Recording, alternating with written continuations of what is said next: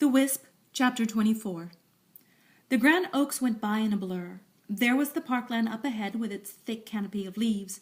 10 more steps and Bara would be hidden in the shadows. She slipped into those trees like one rushing through a closing subway door. Collapsing under the cover of a large maple, she lay still. Only her lungs moved as they fought to take in oat air. Her breathing eventually slowed, and moving without pain was possible. Bara shifted her weight and felt something poke into her side. Thank you, God. She pulled her phone from her pocket. The screen said it was 7:30 in the evening, later than she'd thought. That must have been some drug. She scrolled down the list of numbers and pushed the send button, praying Colin would answer and he'd be alone. He picked up on the first ring and didn't give her a chance to respond. Your father just called. He said you're missing. Are you okay?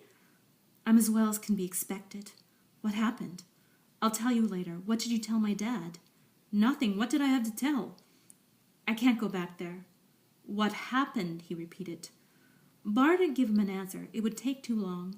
Can you meet me? She asked instead. After last night they locked me in, but that's never stopped me before. Give me 30 minutes. Meet me behind St. Cat. They'll be looking for you there. I'll be careful, and you too, Colin. She's a lot more powerful than we thought. There was no need to explain who she was. Right back at you, Barbie. Colin hung up. Bara tied the ends of her bag together, slung it over her shoulder, and set out.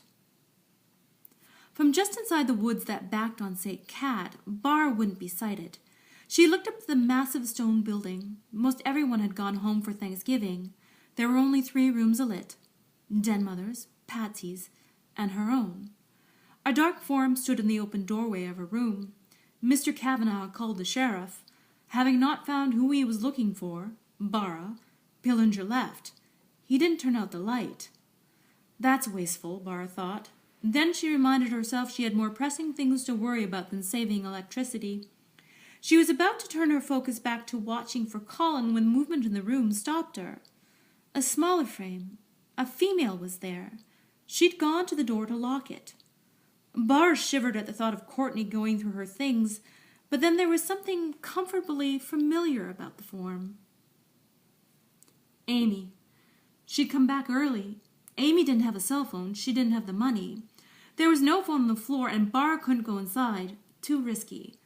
The dim sound of crunching gravel echoed. Pillinger's car pulling away. There was only one way. Bara came out of hiding and crept across the lawn. She grabbed a small pebble and tossed it at the closed window.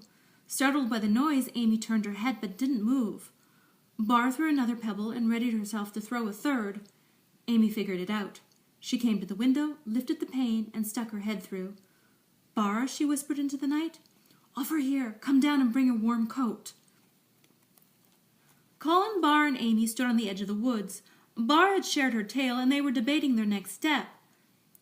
I know you think we should go into the forest, but maybe we should finish reading the diary, Amy said. Yeah, it's cold out here, Colin added. Bara raised her eyebrows. Okay, where do we go when no one will see us? Windfall was a small town. Wherever they went needed to be bright enough so they could read. Their dorm rooms were off limits. The library was closed. There was one all-night diner, a favorite hangout for Pillinger and his 2 deputies. They could have sat under a streetlight, but that would have left them too exposed, soon to be discovered by a passing patrol car. No, Bara urged, it's the woods. The dreams have been pointing to the woods. Colin opened his mouth to argue, but she talked over him. Yours too, Colin. We need to find the maze. I think it exists in real life, not just dreams. There's something there for us. I know it. Amy and Colin finally agreed, but Colin had a point. It was definitely cold. Her pajamas were warm even if they were pink, and her coat was thick. But Bara had been outside for a while, and her hands and ears were freezing. Here. Amy produced a scarf with a matching hat and gloves. Bara gave her a grateful smile that grew into a large smile. Amy had also brought snacks and water.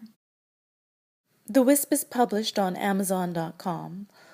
Also available on Amazon is Monsters, Real and Imagined, Tragic, Frightening, and Funny, All Too Brief, a collection of short stories and poetry. Strays, a collection of short stories and philosophical love poems, and Tattoo, Calling All Soldiers Home, a collection of poems in brevity.